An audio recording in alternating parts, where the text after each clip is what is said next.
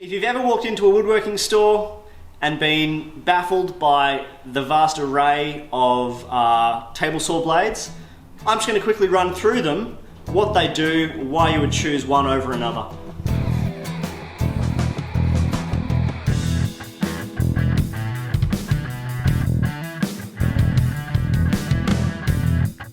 For ease of explanation, I've just laid out 4 blades here in sequential order of essentially speed. I'll explain that. I've just chosen the Freud blades. I've recently started using them. These are their industrial range. They are a professional and, you know, they're not a cheap blade, but they are stunning. Such an incredible quality of cut. Just astounding. I'm very impressed with them. So what I'm talking about is a rip blade, what's called a general purpose blade, a crosscut blade, and a panel saw blade. And that is the spectrum that we're talking about. So, in the most basic terms, a rip blade has very few teeth, and the teeth are set at a very aggressive angle. So it's a very aggressive cut, it's pulling the wood into the blade. At the other end of the spectrum, the panel saw blade, which is used more for melamine and ply and panel goods, has tons of teeth, and the tooth is almost perpendicular to the center of the blade. So rather than having a very aggressive angle, it's actually hitting the timber almost square on. And that means it's a much slower cut, but it's also a much smoother cut. So these other blades, the general purpose and the crosscut blade, really just fall within that spectrum. They don't have necessarily special characteristics, they're just a different number of teeth and a slightly less aggressive angle. In terms of the angle of the tooth, the rip blade sits at 20 degrees, 15 degrees, 10 degrees, 5 degrees. So it's incrementally decreasing through this range. The other important thing, which is a direct result of the number of teeth, is the size of the gullet, which is the space between the teeth. On a rip blade, because there are so few teeth, they're taking out a really large shaving that goes with the grain, and if you imagine using a hand plane, the way that that shaving curls up, that needs space to sit and then get ejected, and it goes into that gullet, turns around, and then flies out. Now, when you're looking at, say, a crosscut blade, there's way less space in there, in between those teeth, because the shavings are cross-grain shavings, so they're shorter fibers, and they tend to just powder out a bit more easily than a big rip shaving does. The last thing I want to talk about, and I don't want to confuse you too much, is the profile of the tooth if you're looking straight down the line of the blade.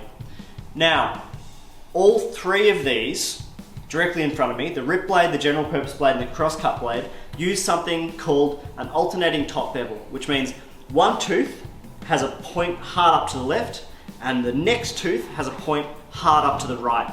And there's only 2 tooth profiles. They just alternate between hard left and hard right. What that means is that you sometimes are left with a little V of material after both of those profiles have made their pass. So the bottom of your cut is not necessarily flat, but it's a really good hardwood profile that's used really commonly, obviously, with a rip, a general purpose, and a crosscut blade. There are some other times when you will get variations in that, but in general, that's kind of a good understanding of that tooth profile. The panel saw blade uses something called a triple chip grind, which has one flat top square tooth and then a square tooth with beveled edges, and that is effective for creating a smooth entry and exit through melamine or plywood, so that you're not getting a ton of tear out on the back side of panel goods. It's not as fast a cut, but for that specific job of cutting panel goods, it does a really good job. The third grind that I have on my board here, that I don't actually have a blade that demonstrates it, is just a flat top grind where every tooth is a square or a little rectangle, and it creates a really nice flat bottom of the cut, for instance in a dado. So that's often with a specific joinery blade. Some crosscut blades will have that profile also. but in general, most of your blades, unless you're cutting sheet goods and panel goods specifically, will have this ATB, the alternating top bevel. Now that we've looked at a variety of blades, I guess I've got to help you figure out which one you're going to buy. And I mean, the obvious answer is it depends what work you're doing. But for me, the blade that stays in my machine 80% of the time is a general purpose blade. And then when I'm working with panel goods, I'll put in some form of panel blade. I use them more than anything else. If I'm doing a lot of ripping, the ripping blade can speed things up by a significant amount. So that's when I'll change that out. I less frequently use a dedicated crosscut blade. I find that a really high quality, like these Freud blades, general purpose blade, will do a pretty great job of crosscuts, and I don't need to do too much cleanup. But if you're doing a ton of work where you're cutting the cheeks off tenons and that sort of thing, and you wanted it to be super clean without any teeth marks, you know, then a crosscut blade would come into its own.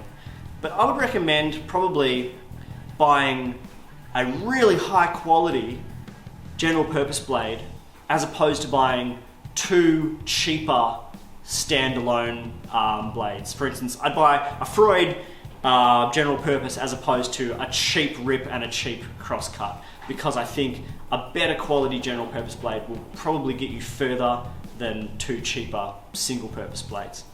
That being said, it really depends on the work that you're doing, and it's worth just buying, as with all tools, the best that you can, and you buy it once and you're spending less money in the long run. I hope this has helped you. There are, you know, other variations of blades that, you know, I could go into, but this is a really good place to kind of get your head around what the variations are. In general, you've got a trade-off between speed and smoothness, and, you know, all of these blades fit on that spectrum.